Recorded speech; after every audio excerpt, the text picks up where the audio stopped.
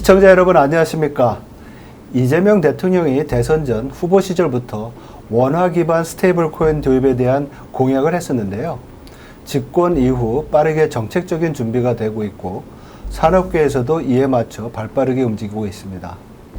한편 지금 시청하시는 분 중에는 코인에 투자하시는 분도 계실 것이고 관심이 많으신 분들도 계실 것 같은데요. 사실 그 개념이나 우리 실생활에 주는 영향 그리고 그 가치평가 등에 대한 궁금증이 크실 것 같습니다. 그래서 오늘은 동국대학교 블록체인 연구센터 센터장이신 박성준 교수님을 모시고 과연 스테이블 코인은 무엇인가부터 해서 투자자들에게 주는 시사점까지 알아보는 시간을 마련했습니다.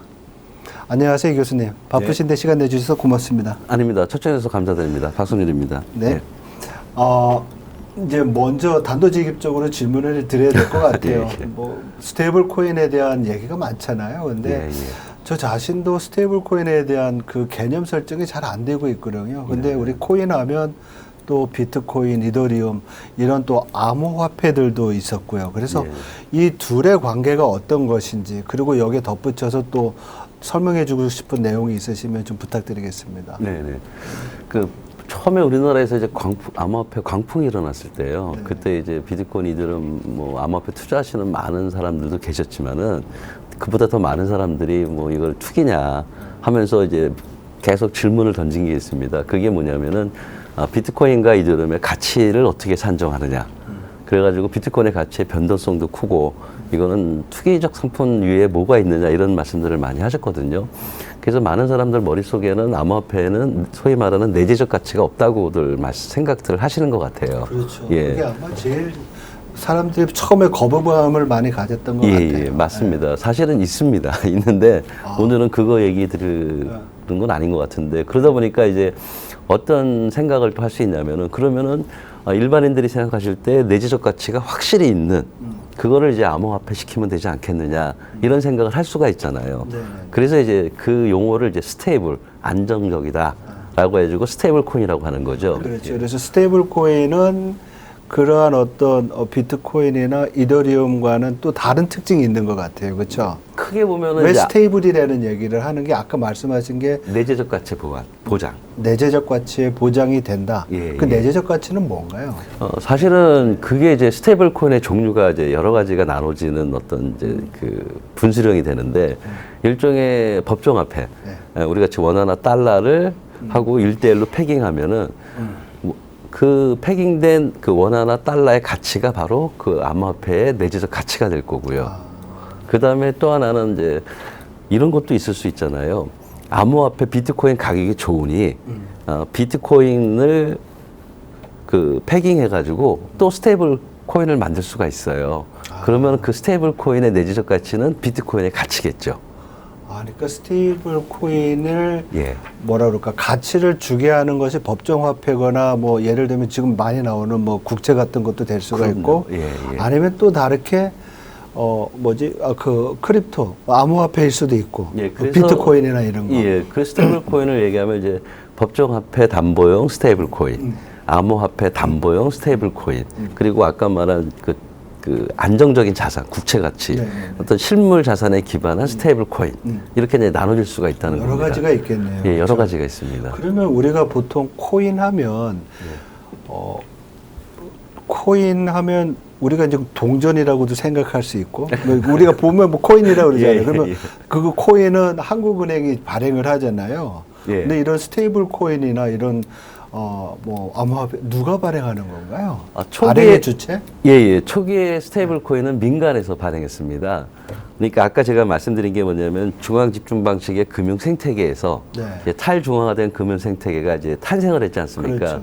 그럼 그 속에서 새로운 세상을 본 어떻게 보면 이제 그 선각자들이 있을 거 아닙니까? 그렇죠. 그래서 그 세상에서는 아마 스테이블 코인 같은 이런 것이 필요하다라고 느껴서 초기에는 이제 민간 기관들이 민간에서 자생적으로 탄생을 한 거고요. 이제 근데 그게 실질적으로 보니까 경제 모델이 만들어지고 수익이 생기네 이런 걸 느끼다 보면은 이제는 지금은 어느 정도냐면 이제 금융기관들, 특히 글로벌한 금융 투자기관들이 이제 스테이블 코인을 발행하는 단계까지 온 겁니다. 그리고 이제 트럼프 대통령 때문에 촉진됐지만 네. 이제 정부에서도 그러면은 스테이블 코인을 발행하는, 그러니까 민간, 금융기관, 정부 모두가 발행할 수 있는 지금 세상까지 와 있는 상태입니다.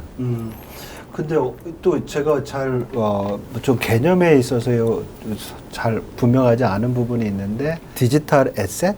예. 디지털 에셋 아니면 뭐 디지털 코인, 예. 스테이블 코인 이렇게 예. 여러 가지 표현할 수가 있을 예. 것 같은데, 중앙은행들도 최근에 보면 디지털 커런시 해가지고 중앙은행이 디지털 커런시, 그래서 CBDC라는 걸 만들잖아요. 네네, 맞습니다. 이런 거에서는 또 어떤 차이가 있나요? 차이가 확연히 이제 나타나는 거죠. 아, 차이가 예, 크다. 기술적인 차이는 없는데 네네. 가장 중요한 거는 정책법 차이가 있는 거죠. 정책, 법. 예, 중앙은행이 만약에 스테이블 코인을 발행을 할 때, 네. 제가 볼 때는 아예 두 가지 방향이 있을 것 같아요. 네. 하나는 중앙은행이 법정화폐 자체를 디지털할 수 있잖아요. 그렇죠. 예, 그걸 이제 디지털 법정화폐라고 얘기하죠. 과거 우리나라에 그런 얘기 많이 들어보셨을 수도 있었을 것 같은데, 뭐 현금 없는 사회. 그렇죠. 뭐 이런 얘기 들었잖아요. 네. 현금 없는 사회라는 건 뭐냐면 어쨌든 우리가 돈은 필요하잖아요. 국가적인 화폐가. 근데 그 페이퍼리스, 그러니까 현금이 없다는 얘기는 종이 화폐가 없다는 거잖아요. 그렇죠. 그럼 화폐가 디지털화돼야 되지 않습니까? 네. 그러니까 아예 법정화폐를 디지털화시킨 디지털 법정화폐를 만들 수 있는 방법이 하나가 있고 그걸 우리는 스테이블 코인이라고 얘기하진 않아요, 사실은요. 근데 종이 화폐를 그러면은 디지털하게 활용할 수 있게끔 만들어줄 수 있는 방법이 뭐가 있을까? 그러면 이제 그 원화에 패깅된 스테이블 코인을 만들어서 이제 디지털처럼 쓸 수 있게 만드는 두 번째 방식이 있는 거죠. 그래서 중앙은행이 발행하는 그 스테이블 코인이라고 얘기하는 거는 제가 볼 때는 두 번째인 것 같고요. 네. 제가 볼 때 중국 같은 경우는 아예 디지털 법정화폐를 만든 나라고. 그러니까 디지털 위안화라는 게 있습니다. 네네네. 그러니까 이제 우리나라 같은 경우는 이제 디지털 법정화폐에 대한 실증 프로젝트를 한국은행이 지금 했었고요. 네. 그래서 이번에 아마 그 약간은 좀 중간 과정인 것 같은데 그 은행의 예금을 기반으로 예금 토큰이라는 걸 발행합니다. 예금에 토큰. 기반한 토큰. 예, 제가 은행에 100만 원이 있으면 네. 그거를 100만 원어치 예금 토큰을 발행할 수가 있어요. 네. 그게 일종의 원화에 패깅된 스테이블 코인이죠. 그게 스테이블 코인이랑 토큰은 같은 건가요? 그렇죠. 토큰이라고 보통 얘기합니다. 그러니까 암호화폐 중에 네. 스테이블 코인도 있는 거고 비트코인과 이더리움 같은 것도 있는 거고 여러 가지 많습니다. 종류가요. 아, 그러니까 스테이블 코인이 토큰일 수가 있고, 그러면 우리가 보통 여러 가지 지금 달러 기반의 스테이블 코인들이 많잖아요. 예, 가장 대표적인 게 테더가 있습니다. 테더랑 예. USDC 있고요. 예. 그 서클인가요? 예. 그러면 그것도 토큰인가요? 지금 이제 코인과 토큰을 이제 말씀하시는데 네. 제가 요거를 먼저 설명을 좀 드리는 게 필요할 것 같습니다. 네네네. 암호화폐 하는 사람들 입장에서는 코인과 토큰은 엄연히 구분됩니다. 아, 다르다. 다르던 개념입니다. 이제 코인은 일종의 비트코인이나 이더리움 같이 블록체인 네트워크를 운영하기 위해서 필요한 암호화폐를 우리는 코인이라고 얘기하고요. 네. 토큰은 그 블록체인 위에 올라간 서비스들 있지 않습니까? 네네네. 그 서비스에 필요한 거를 우리는 토큰이라고 얘기합니다. 아. 그러니까 코인은 인프라용이고 네. 토큰은 서비스용이다. 이렇게 생각하시는 게 제일 쉬운데 그런 논리로 따지면 스테이블 코인이라는 얘기는 좀 안 맞죠. 원래 따지면 스테이블 토큰이 맞습니다. 네, 근데 이제 아마 이런 것 같네요. 예. 왜냐면 비트코인이나 이더리움 같은 경우에는 가격 변동성이 너무 크니까 예. 그거에 그냥 우리가 암호화폐라고 얘기를 하고, 그거와 다르게 여러 가지 아까 말씀해 주신 현금이라든지 국채나 아니면 예. 여러 가지에 패깅된 어떤 다른 그 디지털 에셋이 있는데 예. 그거가 이거랑 다르니까 우리는 그냥 스테이블 코인이라고 얘기했는데, 사실 이거는 블록체인 위에 있는 여러 가지 서비스를 쓰기 위한 토큰의 하나의 형태로 볼 수가 있다. 예, 그 자체가 이제 토큰이 되는 거죠. 그래서 원래 예. 엄밀하게 얘기하면 스테이블 코인보다는 스테이블 토큰이 맞습니다. 근데 이제 시장에서 예. 코인과 토큰을 이제 구분하지 않으니까 그냥 코인으로 얘기하자. 이렇게 생각하시면 토큰 됩니다. 자체는 엄연히 그러면 안정성이 보증이 된 거네요. 그렇죠? 아닙니다. 그러니까 암호화폐가 종류가 많다는 얘기는 토큰도 종류가 많다는 얘기겠죠. 아, 그래요? 그래서 스테이블인 것도 있는 거고, 그 다음에 스테이블이 아닌 토큰도 또 많습니다. 아, 그래요? 그러니까 그러니까 보통 우리가 그런 얘기를 합니다. 네. 모든 자산은 토큰화된다. 모든 자산은 토큰화된다. 네, 근데 그 자산의 성격이나 특성에 따라서 토큰의 종류가 달라지겠죠. 예, 금을 기반으로 스테이블 코인을 만들 수 있지 않습니까? 그렇죠. 그리고 국채를 기반으로 만들 수 있죠. 네네. 그런 것처럼 내재적 가치가 우리가 있다고 믿는, 네. 확실히 있다고 믿는 신뢰성 있는 자산에 기반한 토큰을 스테이블 토큰 또는 스테이블 코인이라고 부르는 거고요. 그게 아니라 예를 들어 가지고 이런 거죠. 제가 예를 들어서 어떤 쇼핑몰에서 댓글을 많이 쳤어요. 그럼 그 댓글이라는 것 때문에 쇼핑몰의 매출의 성장에 어떻게 보면 기여가 될 수 있다고 볼 수 있지 않습니까? 그렇죠. 많이 참여했으니까. 했으니까. 그러면 그 댓글도 사실은 댓글에다가도 우리가 보상을 주지 않습니까? 그렇죠. 그래서 댓글을 보상으로 해서 이제 우리가 토큰을 줄 수가 있거든요. 근데 그게 그럼 스테이블 코인이냐? 그건 아니라는 거죠. 왜냐하면 그 토큰은 댓글에 대한 효용성이나 가치에 대해서 딸린 건데 그 댓글에 대한 효용성이나 가치가 과연 얼마냐? 과연 신뢰성이 있는 거냐? 이건 좀 다른 문제지 않습니까? 그러니까 토큰은 어디에 용처는 어디가 되는 거죠? 스테이블 토큰이 아니면 아까 말한 댓글이요. 토큰. 아까 지금 예를 들어서 예, 댓글에 봐서 댓글을 통해서 받은 토큰의 경우에는 예. 예를 들어서 쇼핑몰 같은 경우에는 지금은 이제 그 중앙 집중 방식이라 쇼핑몰 주인이 다 하죠. 홍보하고 마케팅하고 댓글이 올라오면은 댓글에 대한 관리만 하는 거고 그러니까 댓글이 많이 올라오게끔 여러 가지 이벤트 같은 걸 하는 그렇게 거죠. 하겠죠. 그 얘기 뭐냐면은 기존의 소비자들이 댓글을 쓸 이유가 없지 않습니까? 그렇죠. 근데 이제 댓글을 뭐 많이 쓰게 되면 우리가 포인트를 줄게. 네. 그 댓글을 쓰게끔 동기부여를 유효하지 않습니까? 그렇죠. 그래서 이제 댓글이 많이 또 생겨가지고 댓글 커뮤니티도 생길 수 있는 거고 그게 결국은 뭐냐면은 쇼핑몰이라는 비즈니스 모델의 성장을 위한 거지 않습니까? 그렇죠. 근데 이제 한 단계 더 나가서 댓글 자체를 자산으로 인정해 주는 거예요. 그래서 댓글을 예를 들어서 뭐 1에 달았으면 너한테 내가 1원, 현금으로 준다고 생각을 하시는 거예요. 현금으로 주면은, 그러면 더 소비자 입장에서 좋지 않을까요? 그러면 이제 댓글들이 자연스러운 동기부여가 돼가지고 댓글이 많이 생기겠죠. 그러면 기존의 방식대로 댓글에 대한 효용성이 자연스럽게 커지겠죠. 그러니까 보는 관점에 따라서 다를 수 있는. 그러니까 이쪽은 그 쇼핑몰 주인이 알아서 혼자 다 하는 거고 이쪽은 소비자가 참여하도록 유도해서 같은 일종의 보면 함께하는 경제가 되는. 사실은 그게 블록체인 경제 특징이거든요. 그렇죠. 그래서 그렇게 토큰이 되면 그 쇼핑몰 예를 들면 우리 예를 하는 거니까 그렇게 해서 기여를 해서 받은 토큰이 있으면 그 토큰은 그 쇼핑몰 내에서 쓸 수가 있는 그 단계가 1단계고 네. 2단계는 그 단계에서 그 토큰을 가지고 다른 쇼핑몰에서 쓸 수도 있게 만들어주는 거죠. 그렇죠. 다른 음식점에서 쓸 쇼핑몰이 아니라 어느 곳에서 쓸 수 있게 만들어주는. 그러면은 사람들이 댓글을 더 달겠죠. 그러니까 이쪽의 토큰과 저쪽의 토큰이 다시 또 교환될 수 있고. 그렇죠. 그게 우리는 경험을 해봤습니다. 네. 어떤 경험이냐면은 우리 그 카드가 이제 처음에 나타날 때 그때 은행마다 카드를 만들었지 않습니까? 카드사가 있었고 혹시 기억나실지 모르겠지만 어떤 쇼핑몰에 가면은 나는 국민카드가 된다. 나는 우리 은행 카드 이렇게 나눠져 있지 않습니까? 그렇죠. 불편하잖아요. 지금 이제 카드가 크로스가 이제 호환이 돼서 지금은 어느 쇼핑몰에 가도 어느 카드가 다 되지 않습니까? 그렇죠. 그런 게 우리가 경험을 했지 않습니까? 우리 포인트 같은 거 많이 가지고 있잖아요. 그렇죠. 포인트를 준 데서만 사용했잖아요. 그러다 이제 어떤 사업이 났냐면 포인트 통합 서비스라는 게 있지 않습니까? 맞아요. 이제 그런 과정을 거쳐가게 돼 있겠죠. 좀 이해가 좀 되는 것 예, 같습니다. 그런데 이제 설명을 이제 계속 해주시는데 굉장히 그 시스템 자체가 복잡할 것 같거든요. 처음에는 이제 제가 듣기에는 그러니까 스테이블 코인에 대한 여러 가지 정책들이 나오고 이러는데 사실 거기에 대해서 고민할 게 되게 많을 것 같아요. 그래서 그렇죠. 미국 같은 경우에도 보면 뭐 지금 뭐 지니어스 법안인가 이런 것들이 나오면서 사실 그 스테이블 코인이든지 그 토큰들을 안전하게 쓸 수 있는 방안들을 많이 고민을 하잖아요. 그래서 그러한 어떤 내용의 어떤 시발점일까? 왜 그런 내용들이 나왔고 또 사실 한국에서도 지금 뭐 여당에서 또 디지털 자산에 대한 법이 또 국회에 제출돼 있잖아요. 그래서 이런 부분에 대해서 좀 설명을 좀 해주시죠. 그러니까 이제 스테이블 코인을 하긴 하실 것 같아요.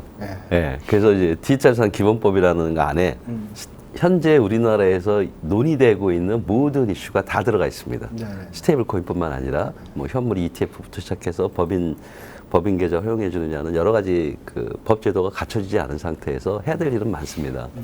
근데 제가 볼 때 이제 미국 지니어스 법안 말씀하셨는데 이제 그 스테이블 코인을 발행하는 인가제라든지 근데 가장 중요한 건 뭐냐면은 준비금이 100%가 있어야 된다는 거. 그러니까 투자자 소비자를 보호하기 위해서 준비금이 뭐죠? 그러니까 제가 그 우리 보통 그 지급 준비금 있잖아요. 은행 같은 데서. 그렇죠. 예. 우리가 그런 것 예금을 하면 예, 또 보통 찾아가기 위해서는 항상 은행이 보관하고 있어야 예, 되잖아요. 그게 제가 아는 바로는 8%에서 10%로 알고 예, 있는데 스테이블 코인 같은 경우는 100%입니다. 그러니까 어.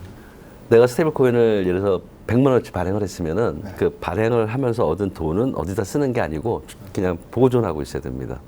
아, 그런 거. 예, 예. 그러니까 그걸 이제 준비금이 이제 100%가 돼야 된다는 거. 그게 투자자 소비자 보호 때문이죠. 만약에 스테이블 코인에 문제가 생긴다 하더라도 그거를 네, 투자자 소비자 보호를 해줄 수 있는 돈을 가지고 있어야 된다든지. 그 다음에 또 하나 문제가 뭐냐면 이제 이게 중앙 집중 방식이 아니라 P2P다 보니까 개인 간 거래가 되지 않습니까? 그렇죠. 그러니까 이제 뭐 엄밀히 따지면 이제 국부 유출도 할 수 있고 외국으로 쉽게 나갈 수가 있지 않습니까? 그렇죠. 예, 그 다음에 뭐 탈세하기도 용이하다고 생각할 수는 오해를 할 수가 있고 뭐 이런 것들을 갖다가 이제 잘 살펴봐야 된다는 거죠. 우려라는 거는. 근데 이제 미국과 우리나라의 가장 큰 차이는 미국은 사실은 어떻게 보면 이제 저는 이런 말을 많이 씁니다.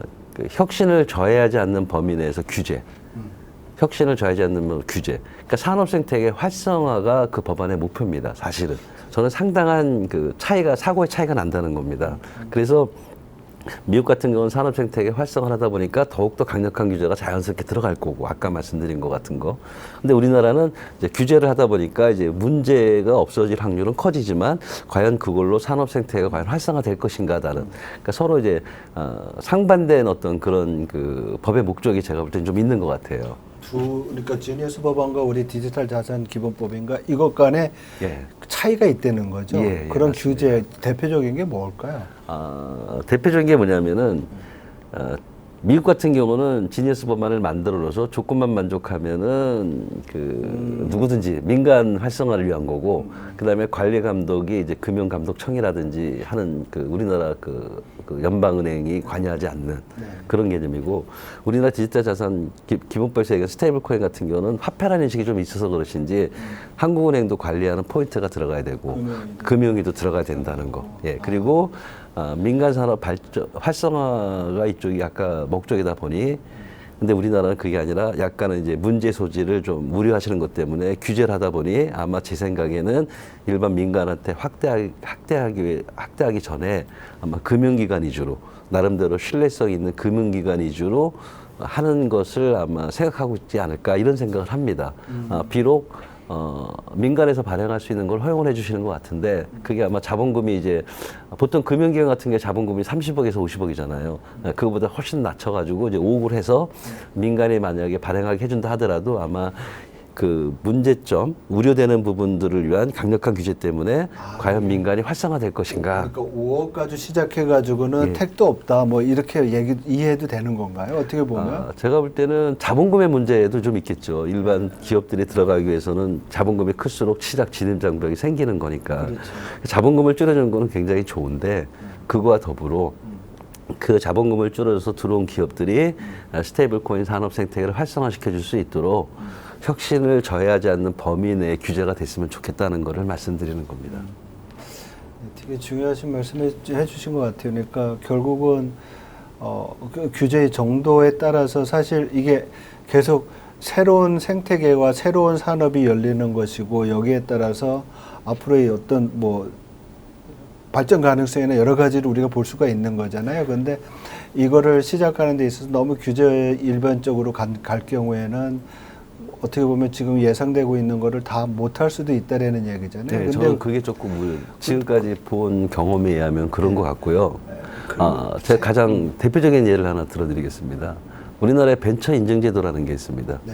근데 우리나라의 웬만한 기업들은 다 벤처 인증을 받음으로써 세제 혜택도 받고 여러 가지 혜택을 받습니다. 네. 근데 암호화폐 관련된 가상자산 사업자들은 벤처 인증 기업 대상에서 제외됩니다. 그러니까 벤처기업 인정을 못 받는 직종이 8개에서 4개로 줄었는데 그중에 아직까지도 암호화폐 관련 사업자는 벤처기업 인증을 못 받는 이런 것들을 사람들이 다 모르시더라고요. 예. 근데 아마도 제가 생각할 때는 그 2022년인가요? 예. 암호화폐 하면은 또 코인 하면 대표적으로 또 한번 그 테라 누나요? 테라 예, 누나 사태가 예. 있었잖아요. 예, 예. 이런 게 좀 영향 미치지 않았을까요? 사실 우리가 코인 하면은 제일 우려하는 게 그런 어떤 문제인데 네. 그 테라 누나 그 사태에 대해서 좀 설명해 주시고 이게 어떻게 발생했기 때문에 문제였는지 좀 말씀해 주시면 좋을 것 같아요. 테라 누나 사태에 대해서 우려를 많이 하시더라고요. 근데 저는 개인적으로 좀 안타깝습니다. 왜냐하면 우리나라 사람이 한 건데. 스테이블 코인이 아까 종류가 있다고 제가 말씀을 드렸잖아요.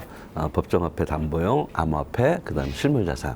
근데 하나가 더 있습니다. 그게 이제 알고리즘형 스테이블 코인이라고 합니다.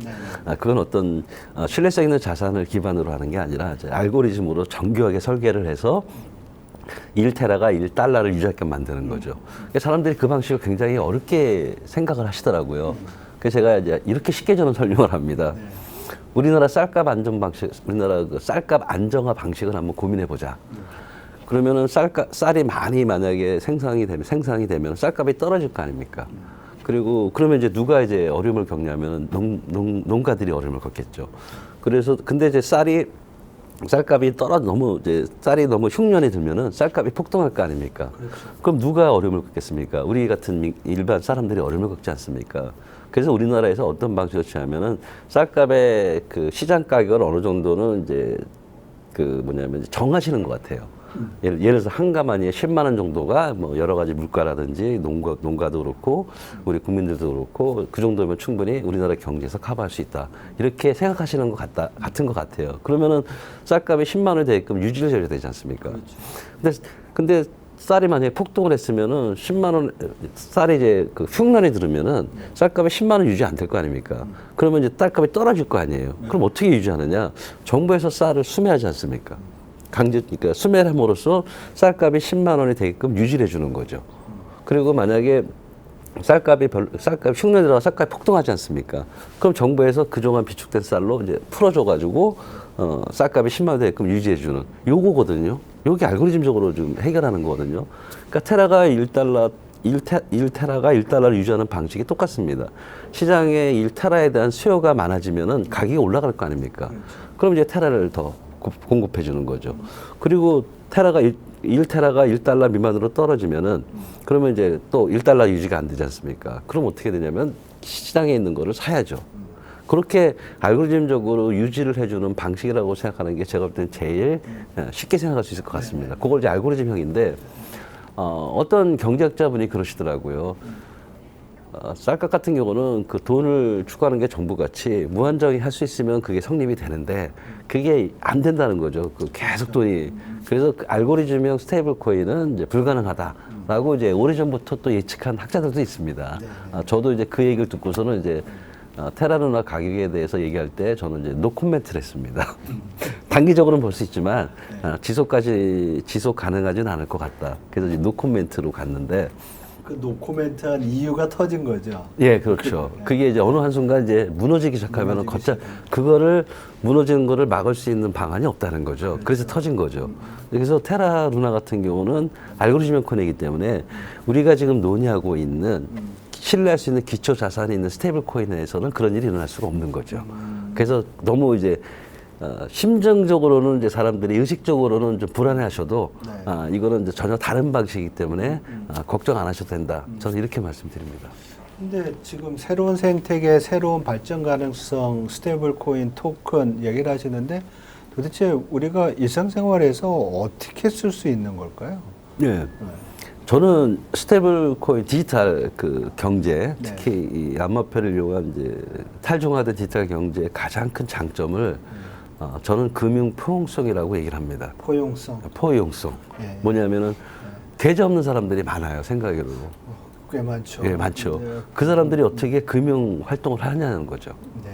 근데 만약에 스테이블 코인이 나타나면은 그걸 이제 스마트폰만 있으면 할 수 있거든요. 누구든지 계좌를 만들어서 자기가 스테이블 코인을 사가지고 자기 지갑에 넣고 결제도 할 수 있고 이게 금융 활동을 있기 때문에 저는 충분히 그 효용성이 있다고 봅니다. 그래서 가장 크게는 금융 효용성이고요. 두 번째는 뭐냐면 새로운 지급 수단이 생긴 거예요. 지급 결제 수단이. 그럼 그 새로운 지급 결제 수단이 산업에 시장이 어떤 효과를 일지는 이제 시작하는 거라는 거죠. 그러니까 예를 들어서 우리가 옛날에는 현금만 쓰다가 현금으로만 하다가 인터넷이 발전하기 전에 이제 무통장 입금했지 않습니까? 근데 무통장 입금도 불편하다 보니까 이제 피지라는 게 생기고 전자 지급 수단이 생기지 않습니까? 그건 중앙화 세상의 세계고. 근데 지금은 탈중앙화 금융 생태계가 생기지 않습니까? 그렇죠. 그럼 거기에는 탈중앙화 금융 생태계에 맞는 P2P 지급 수단이 필요하다는 겁니다. 그러니까 첫 번째는 금융 평형성이고 두 번째는 탈중앙화 금융 생태계에서는 자연적으로 필요성이 대두되는 지급 결제 수단이 필요하다. 네네. 그래서 저는 그런 것들 때문에 스테이블 코인은 충분히 발전할 것이고 성장할 것이라고 보고 있습니다. 사실 스테이블 코인 하면은 예. 제일 유명한 게 이제 미국 달러 베이스 된 그 스테이블 코인이잖아요. 네네, 서클이나 뭐 테더. 근데 지금 정부나 아니면 한국에서 추진하고 있는 건 원화 베이스 스테이블 코인인데 뭐 포용성이나 아니면 그 용도를 보면 우리가 원화 스테이블 코인을 만들면 달러만큼 쓸 수가 있을지 거기에 대해서 좀 비관적인 평가하는 분들이 많거든요. 예. 그래서 원화 기초한 스테이블 코인을 해야 되는 이유가 분명히 있을 것 같아서 네. 여쭤보고 싶습니다. 예. 시장이 있으니까요. 아, 시장이 있습니까? 예. 현실적으로 시장이 있으니까 해야죠. 그러니까 그러니까 기축통화의 경우에는 사실은 기본적인 수요가 있는 거는 분명히 맞습니다. 그러니까 이제 그리고 또 미국에서 전략적으로 지금 스테이블 코인을 미는 바람에 그렇죠. 달러 패권 유지 하나의 강력한 수단으로 보고 있다 보니 이제 앞으로도 달러 기반 스테이블 코인은 많이 나올 것 같아요. 네네. 저는 참 안타까운 게 만약에 우리가 네. 전 세계적으로 가장 먼저 원화 기반 스테이블 코인을 했다면 어땠을까? 라는 생각도 가끔은 합니다. 그러니까 테더나 이런 것보다 네. 우리가 먼저 원화 기반 스테이블 코인을 만들었다면 네. 아마도 뭐 디파이라든지 이런 게 나타날 때 아마 원화 스테이블 코인에 쓸 수 있는 사용처를 선점하지 않았을까라는 생각도 솔직히 좀 합니다. 아, 그런가요? 예, 왜냐하면 필요한데 우리나라뿐이 없으면 그걸 써야 되니까요. 근데 저는 이렇게 생각합니다. 그럼 기식통화 아닌 데는 스테이블 코인을 만들면 안 되는 건지. 네네. 그건 아니라는 거죠. 우리나라 가장 기본적으로 우리나라의 국내 수요는 보장이 돼 있지 않겠습니까? 그래서 우리나라에서 이제 그 스테이블 코인을 나오면 그거를 가지고 만들어질 수 있는 국내 아무리 그게 국내 한정이라 하더라도 국내 원화 기반 스테이블 코인으로 탄생할 수 있는 여러 가지 산업 생태계가 생길 수 있다는 거죠. 그런 그 산업 생태계로 인해서 일자리 창출하니 해야 된다는 게 일단 기본적인 전제 조건이고요. 그 다음에 두 번째는 뭐냐면은 원화 기반 스테이블 코인을 만들었을 때 그럼 이걸 어떻게 활성화시키느냐. 이거는 제가 볼 때 이제 정부 정책하고 같이 가야 된다는 거죠. 아주 극단적으로 얘기하면은 우리나라 종이화폐 만들죠. 달러가 있는데. 경제학적으로. 예, 바로 그겁니다. 아, 그러네요. 예. 우리나라가 예를 들어가지고 원화 기반 스테이블 코인을 처음에는 시장을 안 보시고 정부 정책을 보시다가 갑자기 이제 시장을 보시다가 그 필요하냐라고 얘기하시면 안 되시죠. 이때 가장 중요한 통화 주권의 문제가 생기는 거죠. 그렇죠. 뺏길 수는 없지 않습니까? 그러니까 반드시 해야 되는 여러 가지 이유들이 있다는 거죠. 문제는 민간에서 스테이블 코인이 과연 그러면 생각만큼 글로벌 시장을 점유할 것인가의 문제는 그거는 저희 능력이라고 봅니다. 시장에서 사업하시는 분들이 나름대로 새로운 길을 모색할 수 있는 터전이 있어야 시도를 한번 해봐야 되는 거 아니에요? 그렇죠. 예. 아, 그거는 안 될 거야라는 사고는 저는 참 아니라고 생각합니다. 그래서 정부 입장에서 봤을 때는 통화 조건 문제가 분명히 있는 거고요. 민간에서 봤을 때는 국내 시장이 있지 않습니까? 그런 그 국내 시장에 만약에 우리나라가 원화 기반 스테이블 코인을 만들지 않으면은 다 테더스라고요. 국내 시장까지. 네. 그리고 아까 K-팝 말씀하셨는데 K-팝을 이용을 해서 글로벌에 우리나라 문화가 이제 많이 됐지 않습니까? 누가 그런 생각을 했을까요? 아무 생각을 못 했지 않습니까? 그렇죠. 그러면 최소한 K-팝들이 쓰는 스테이블 코인은 원화로 만약에 우리나라 그 기획사나 정부에서 조금 뭐 세제 혜택을 준다든지 뭔가 지원을 주면서 K 스테이블 코인을 하게 한다면 글로벌하게 번질 수 있는 루트가 하나 생긴 거 아닐까요? 그렇죠. 예, 그건 제가 볼 때 사고의 문제라고 봅니다. 저 같으면은 스테이블 코인 가지고 새로운 비즈니스 생태계를 만들려고 노력을 할 거고요. 그 다음에 이 원화 기반 스테이블 코인을 가지고 어떻게 글로벌하게 한번 갈까라는 고민을 하겠습니다. 그런 고민을 산업계에서 많이 할 것 같은데요. 지금. 해야죠. 예. 예, 그렇다고 보면 사실 뭐 우리가 스테이블 코인 오늘 이렇게 바쁜 시간을 내서 또 교수님 모셔가지고 말씀해 주시는 이유는 앞으로 우리가 투자의 그 호라이즌을 지평을 넓히기 위해서 한번 교육을 예. 받는 시간이라고 생각을 하거든요. 예. 그렇다고 보면 이 스테이블 코인과 관련돼서 우리가 주목해서 봐야 되는 어떤 기술이나 아니면 산업 부분, 지금 이제 뭐 한류나 이런 거 말씀을 좀 해주셨긴 하지만은 그런 것들이 지금 눈에 보이는 게 있을까요? 많죠. 지금도 많은데 제가 보는 가장 그 산업체들이 생각해야 될 거는요. 특히 우리나라 이제 금융 생태계가 조금 진지하게 고려를 해보셔야 됩니다. 왜냐하면은 제가 말씀드렸죠. 이거는 어떻게 보면은 금융 생태계의 그 구조의 개편이라고 제가 크게 봐서는 말씀을 드립니다. 금융 생태계의 구조의 개편. 예. 비즈니스 모델의 개편이 혁신이 되는 겁니다. 예를 들어서 기존의 중앙증 방식의 금융 생태가 있었다면은 스테이블 코인이 남으로써 현재 금융 생태하고 벗어난 새로운 금융 생태계가 탄생할 수 있는 비전이 생기는 거죠. 네. 그러면은 현재 금융 생태계하고 새로 탄생할 금융 생태계하고 경쟁해야죠. 누가 이길 거냐? 누가 이길 것 같습니까? 지금 약간 소름 돋는데요. 아니, 이건 소름 돋으셔야 됩니다. 저는 자꾸 그 현재 세상의 관점에서 보면은 네. 스테이블 코인이라는 게 그게 왜 필요해? 이런 얘기들을 많이 하세요. 그렇죠. 아니에요. 저는 필요에 의한 것도 이제 필요에 의해서 탄생하지만 기본적으로는 패러다임의 흐름을 보셔야 된다는 겁니다. 아마 저는 인공지능도 똑같은 아마 고민들을 하실 거라고 생각을 해요. 현재 금융 생태계가 아닌 새로운 금융 생태계가 나오는데 과연 소비자들이 저 같은 경우 그냥 현재대로 기존의 금융 생태계에 안주해서 살 건지 아니면 새로운 탈중앙 금융 생태계에서 나한테 더 유리한 어떤 서비스가 나온다면 거길 선택할지 저는 그쪽으로 가겠습니다. 그러니까 지금은 서로 경쟁 관계를 만들어줘야 된다는 거예요. 어디에 우리나라는 기존의 금융 생태계를 유지하는 게 일차적인 정책 목표야. 아니야. 미래 금융 경쟁력을 살려야 돼. 이런 어떤 정책적 목표를 가지고 둘이 경쟁을 시켜야 된다는 겁니다. 그리고 나서 세상의 흐름을 보니 미국이나 여러 가지 글로벌 경험을 보니 탈중앙 금융 생태계가 폭발적으로 성장하더라. 지금 성장했습니다. 가장 쉽게 말씀드리면 디파이라는 거 들어보셨지 않습니까? 네. 엄청난 성장 속도를 가지고 있거든요. 우리 그거 하면 안 되나요? 해야죠. 그 디파이가 탈중앙 금융 탈중앙 금융 생태계라고 생각하시면 금융 생태계인데 그거를 주로 뭐를 하는 거죠? 우리 시청자 여러분들께 설명해 드린다면 아까 말한 이게 스테이블 코인에 대한 스테이블 코인에 왜 투자하느냐하고 연계가 되는데 우리가 비트코인이나 이더리움하고 투자를 한다 그러면 이제 같이 상승을 보지 않습니까? 그렇죠. 예.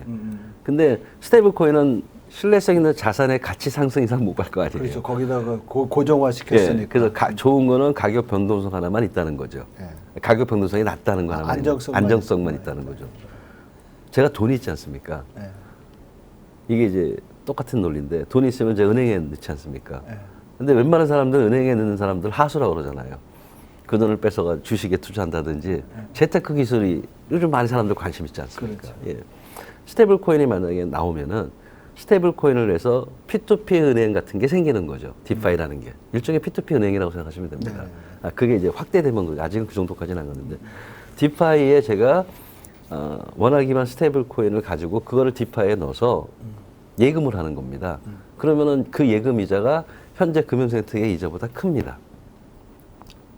지금은 지금은 큽니다. 커요? 왜냐하면 이제 시장에서 수요를 늘리기 위해서 메리트를 줘야 되잖아요. 네. 우리 제1금융권이 있으면은 그렇죠. 그 이자보다 2금융권이 더 높잖아요. 그렇죠. 돼 있고 뭐 실가면 이제 3금융권이 더 높잖아요. 그렇죠. 근데 문제는 뭐냐? 신뢰 문제가 생기는 거죠. 하이 리스크 하이 리턴. 근데 지금 디파이라는 거에 대한 신뢰성 문제가 생긴 것도 있습니다. 네. 그러나 건전한 디파이도 있습니다. 그렇다면 저는 원화를 은행에 예금하는 게 아니라 원화를 찾아서 스테이블 코인을 사고 P2P 탈중앙화 금융생태계 디파이로 가서 거기서 재테크를 한번 연구해 보겠습니다. 그럼 좀 더 많은 수익을 낼 수 있다는 거죠. 그거하고 똑같은 논리가 뭐냐면요. 은행에 있고 내가 금이나 주식에 투자하는 것보다 그 돈을 가지고 비트코인이나 이더리움에 투자하는 게 수익이 좋지 않습니까? 제가 말한 건 수익이 좋을 거다가 아니라 데이터로 봤을 때 수익이 훨씬 좋았습니다. 그래서 저 같으면은 새로운 세상, 다가오는 세상을 봐야지 전무로 가는 세상을 보면 안 되잖아요. 우리 옛날에 많이 배웠잖아요. 아니, 떨어지는 끝물 잡지 마라. 새로 떠오르는 걸 잡아야지. 이런 얘기 하지 않습니까? 제가 볼 때 지금은 탈중앙화 금융생태계가 떠오르는 거고 기존의 금융생태계는 전문다고 저는 보고 있는 거고요. 그 예를 또 금융생태계도 그걸 알 거예요. 그래서 우리나라가 아직 정책 법 제도가 안 돼 있어서 그렇지 그 커스터디 서비스라는 거 혹시 들어보셨죠? 암호화폐 보관해주는 서비스. 은행들도 하고 싶어 하세요. 근데 이제 그게 은행에서 못하게 돼 있기 때문에. 그래서 금융생태계에 계신 주역들 분들도 이런 흐름을 알고 계십니다. 그래서 그런 것들을 잘 할 수 있게끔만 시장 환경만 조성해 주시면은 금융생태계가 탈중앙 금융생태계로 가는 것도 하나의 채널이고, 아니 새로운 혁신가들이 나와서 새로운 탈중앙 생태를 만드는 거, 이렇게 막 싸움을 붙여가지고 승리하는 사람이 결국은 돈을 버는 거 아니겠습니까? 그렇게 생각해주면 저는 당연히 해야 된다고 보는 사람입니다. 사실 우리는 여태까지 소위 말해서 제조업 부분에서 이노베이션에서는 굉장히 열린 마음이었는데 이렇게 디지털 또 이 디지털 에셋, 토큰, 코인 이런 부분에 대해서는 지식도 많지 않았었고 사실 굉장히 첨단이라고 볼 수도 있잖아요. 과학과 금융이 만나는 그거 같은데. 근데 저는 참 안타까운 게요. 마음이 이상하게 닫혀들 계세요. 인공지능에 대해서 많이 열고 계세요. 네. 근데 이제 과학자가 볼 때, 이게 저같이 학자가 볼 때는, 제가 원래 수학가거든요. 수학과에 이제 암호학을 한 사람인데, 학문적으로 봤을 때는 인공지능이 너무 어렵습니다. 근데 블록체인은 제가 볼 때 쉽거든요. 인공지능에 비해 블록체인은 제가 볼 때 너무 쉽습니다. 제가 볼 때 진짜입니다. 돈은 양자 컴퓨터는 너무 어렵고요. 더 어렵고, 이해도 못 하겠고. 근데 일반 국민들은 인공지능은 참 필요하신 것 같아요. 느낌이 있으니까 서비스가 있잖아요. 챗GPT 쓴다. 근데 블록체인은 서비스를 몸소 못 느끼시는 것 같아요. 근데 제가 이런 말씀 꼭 드립니다. 마음의 문을 한번 열어주시면 여러분에게 다가갈 수 있는 블록체인 서비스, 토큰 서비스는 많다. 우리나라는 못하게 하니까 없지만은 외국을 한번 보셔라. 많다. 그래서 너무 좀 오해를 풀고 인식의 변화부터 일어나야 된다. 어쨌든 제가 볼 때는 앞으로 세상은 인터넷 세상에서 블록체인 세상, 인공지능 세상으로 갈 거다. 그럼 그걸 타야 되지 않습니까? 우리나라 많은 투자자분들 인공지능 얘기 나오면 막 투자하시잖아요. 알고 투자하시나요? 솔직히요. 그렇죠. 속에서 돌아가는 전문적인 건 모르죠. 모르시잖아요. 근데 시대 흐름이다. 분위기가 있고, 그다음에 어떻게 보면 나름대로의 어떤 그 방향이 있는 거 아니겠습니까? 거기에 저는 블록체인과 암호화폐도 조금 껴달라. 이렇게 말씀드리고 싶습니다. 네, 그래서 스테이블 코인의 어떤 뭐 배경과 내용에 대해서 좀 이제 말씀을 들었고요. 또 한편으로 보면은 사실 그 코인 중에 대표적인 이제 비트코인, 이더리움 이런 거잖아요. 그 현물 ETF가 이제 승인을 받고 작년인가요? 네, 작년에 승인을 받고 이제 드디어 금융상품으로서 이제 거래가 되기 시작을 했어요. 그 의미는 굉장히 큰 것 같아요. 그렇죠? 엄청나죠. 사실은 이제 우리나라 같은 경우가 유독 그랬는데 암호화폐가 과연 뭐 실체가 있느냐, 내재적 가치가 있느냐, 항상 고민이었죠. 이러면서 신뢰성에 대한 논쟁이 상당 부분 왔지 않습니까? 그러다가 이제 현물 ETF가 딱 나오는 순간 제가 볼 때는 이렇게 얘기를 합니다. 논쟁적인 자산에서 그냥 시장에서 자산으로 인정해 주는 걸 거쳐 이제는 현물 ETF 때문에 신뢰 자산은 됐다. 신뢰가 있어야 ETF 나오는 거 아닌가요? 제가 아는 바로는. 기초산에 대한 신뢰성이 있기 때문에. 근데 이제 트럼프 2.0이 나오면서 이제는 전략 자산이 된 겁니다. 그러니까 이거는 비트코인이나 이더리움에 대한 게 굉장히 위상이 높아진 거죠. 현물 ETF가 나옴으로써 저는 이제 자산으로서 이치는 시장에서 확고히 차지했다라고 그런 의미가 충분히 있다고 저는 보고 있습니다. 아직 우리나라에서는 어렵죠. 아직 승인을 안 해주시죠. 예. 왜 그러죠? 물어보고 싶습니다. 어떻게 보면 사실 지금 말씀해 주신 새로운 산업이랑 새로운 어떤 기회에 대한 가능성이 엄청 큰데 그걸 잘 모르니까 아니면 걱정이 많으니까 규제가 심해지고 그래서 여태까지 이런 일이 좀 생기는 것 같아요. 예. 현물 ETF 문제뿐만 아니라 예. 법인 계좌 문제도 있습니다. 예. 법인 계좌 문제. 법인은 계좌를 가질 수가 없습니다. 근데 그게 이제 올해부터 정부 및 지방자치단체부터 이제 열어주는 거죠. 그리고 비영리 재단. 아직 일반 기업체까지 가기까지는 좀 요원한 시간이 걸립니다. 아, 그래요? 아직까지도 규제가 되게 심한 상황이네요. 예, 많습니다. 제가 사실 우리 블록체인과 암호화폐 하시는 분들은 좀 안타까운 게 오해가 좀 많으신 것 같아요. 오해가. 그래서 그 오해를 좀 풀었으면 하는 게 저희가 아무리 노력을 좀 많이 했는데도 불구하고 아직도 오해를 좀 많이 가지고 계신 것 같아요. 그 대표적인 오해는 뭐죠? 아까 말한 벤처기업 인증 못 받는다. 오해예요. 네, 오해는 뭐냐면은 실체도 없고 아직까지도 실체도 없고 내재도 가치도 있고 가장 많이 쓰시는 게 디지털 자산 암호화폐는 화폐가 아니다. 저희는 화폐가 아니라고 옛날부터 얘기했거든요. 자산이라는 거죠. 네, 그 다음에 또 하나가 뭐냐면 이건 P2P니까 관리 및 통제가 안 된다. 네, 근데 충분히 관리할 수 있습니다. 원래 우리 이제 인터넷 경제 시대를 살아오신 분이시니까 말씀드리는데 인터넷에 원래 추구했던 거는 자유 아니었어요. 네, 정보의 자유, 데이터의 그렇죠. 공유. 그래서 인터넷에 얼마나 많은 역기능이 있었습니까? 그 역기능 때문에 우리가 인터넷을 관리를 못 하나요? 지금은 인터넷도 그러니까 뭐 다크웹 같은 거 말고는 웬만한 건 다 사실은 관리를 합니다. 마찬가지로 P2P를 하더라도 충분히 관리할 수 있는 포인트가 있다는 거를 그리고 통제할 수 있는 포인트. 그 여러 가지 내용 중에서 우리가 아까 이제 토큰 말씀하셨잖아요. 예. 그러니까 뭐 암호화폐, 뭐 또 스테이블 코인, 아니 스테이블 토큰, 예. 그다음에 NFT, 예, 예. 뭐 이런 이슈가 있잖아요. 예, NFT 어떻게 있습니다. 보면 NFT 같은 경우가 진짜 어떻게 보면은 교수님 말씀하신 자산으로서의 역할을 좀 할 수 있는 것 같은데, 그렇죠? 한때 유행했었죠. 예. 예, 뭐 그림을 NFT로 만든다든지. 네, 그래서 네, 네. 암호화폐 중에 이제 그냥 비트코인과 이더리움 같은 코인이 있고, 그 다음에 토큰 중에는 스테이블 토큰도 있고, 그 다음에 NFT라는 게 non-fungible 토큰이지 않습니까? 네. NFT도 있고 하는 거죠. 네, 그래서 암호화폐는 제가 종류가 많다고 하는 거는 암호화폐로 창출되는 산업이라는 게 무궁무진하다는 거를 먼저 말씀드리는 거고요. NFT 같은 경우는 필요합니다. 특히 이제 우리나라 같은 경우에 아마 작년에 이제 발의는 됐는데 아직 통과를 못한 법이 하나가 있습니다. 그게 토큰 증권 관련된 법입니다.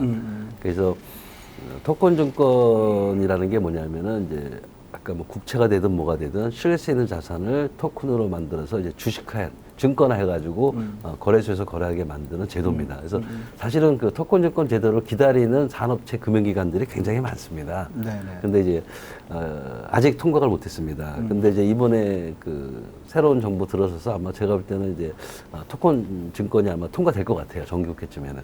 그래서 그 토큰 증권으로 그 아마 새로운 산업이 열릴 것 같은데 그 안에 있는 핵심적인 기술이 이제 non-fungible 토큰이라고 NFT입니다. 그래서 네네. 뭐 부동산도 NFT로 만들어서 이제 조각 투자할 수 있게끔 만들어 주는 거. 그래서 NFT 산업이 올해 아마 우리나라 하반기에 좀 이슈가 있고 아마 성장할 수 있는 터전은 좀 마련될 것 같아요. 부동산 말고 또 뭐 다른 부분이 있을까요? 예, 그림도 있고요. 채권도 있지 않습니까? 그림, 채권. 예, 채권. 쪼개서 살 수 있는 것들. 예, 금. 기본적으로 금이나 부동산은 이제 타겟 대상이 되는 거고요.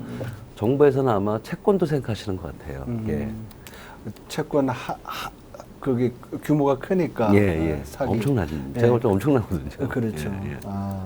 원래 미국이 스테이블 코인에서 이제 미국 달러 패권 유지하는 그 방법 중에 하나가 미국 국채를 스테이블 코인으로 발행해서 예, 팔겠다는 겁니다. 스테이블 코인이 이제 미 국채가 준비 자산이나 이런 것처럼 예, 되니까 예, 예. 국채에 대한 수요를 늘릴 수 있다. 그래서 예. 그게 뭐 달러 패권의 중요한 어떤 뭐 도구가 될 수 있다라는 예, 예. 얘기를 많이 하죠. 예. 오늘 우리 박성준 교수님 모시고서 소위 그 디지털 에셋, 디지털 자산에 대한 디지털 우리가 스테이블 코인이라고도 얘기하고 토큰이라고도 얘기하는 그 특성에 대해서 어떻게 보면 자세히 배운 시간이었던 것 같습니다. 오늘 이렇게 바쁘신데 시간 내주셔서 너무 감사합니다. 너무 소중한 말씀 들었습니다. 감사합니다, 교수님. 네, 초청해 주셔서 감사드리고요. 네, 반갑습니다. 오늘 이렇게 굉장히 귀중한 말씀 주신 박성준 교수님께 다시 한번 감사드리고요.